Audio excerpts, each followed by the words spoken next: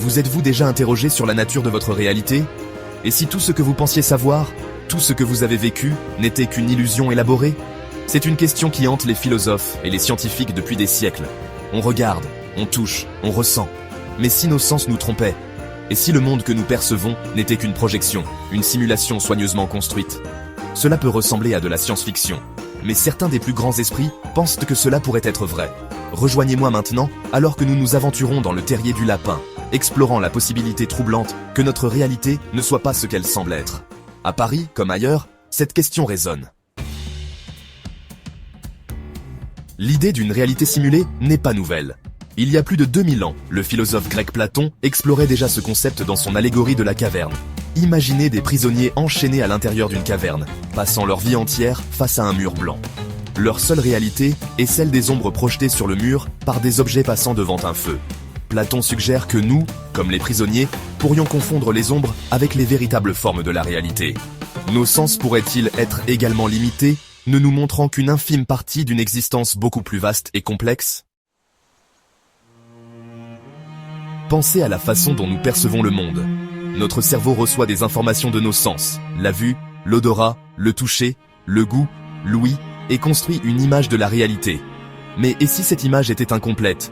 Filtrée par les limites de notre perception, nous savons que notre cerveau peut être trompé, dupé par des illusions d'optique et des tours de passe-passe. Et si toute notre réalité fonctionnait sur un principe similaire? Les neurosciences nous disent que notre perception de la réalité est subjective, malléable, et, en fin de compte, juste une interprétation de signaux électriques dans le cerveau.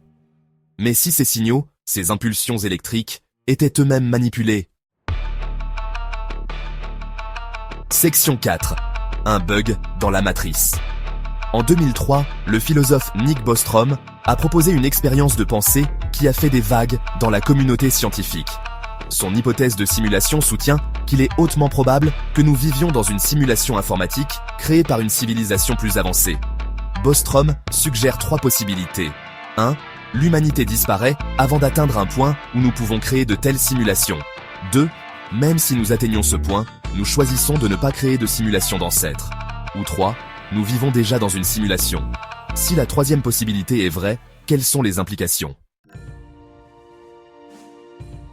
Section 5. L'illusion du choix. Si nous vivons effectivement dans une simulation, chaque aspect de notre existence, des lois de la physique à nos expériences personnelles, pourrait être préprogrammé. Nos choix, nos désirs, notre sentiment même de libre arbitre pourraient tous faire partie de la grande illusion. Même le fait de remettre en question notre réalité pourrait être un événement préécrit dans la simulation. Certains scientifiques pensent même qu'il pourrait y avoir des moyens de détecter la simulation. Imaginez trouver un pixel, l'élément constitutif fondamental du monde numérique, dans le tissu de notre univers soi-disant analogique. Des anomalies dans la mécanique quantique, ou les limites de la vitesse de la lumière, pourraient-elles être la preuve d'une réalité simulée? Section 6. Que croyez-vous? La possibilité que notre réalité soit une illusion est un concept vertigineux, voire effrayant. Cela remet en question tout ce que nous pensons savoir sur nous-mêmes et sur l'univers qui nous entoure. Mais c'est une question qui nous oblige à affronter les mystères fondamentaux de l'existence. Qu'est-ce que le réel? Qu'est-ce que la conscience? Et si notre réalité est vraiment une simulation? Qui sont les architectes de cette grande illusion et quel est leur but? Les réponses, comme l'univers lui-même, restent enveloppées de mystères. Mais le simple fait de se poser la question pourrait être le premier pas vers la découverte de la vérité. Qu'en pensez-vous, vous qui êtes peut-être à Paris en train de m'écouter?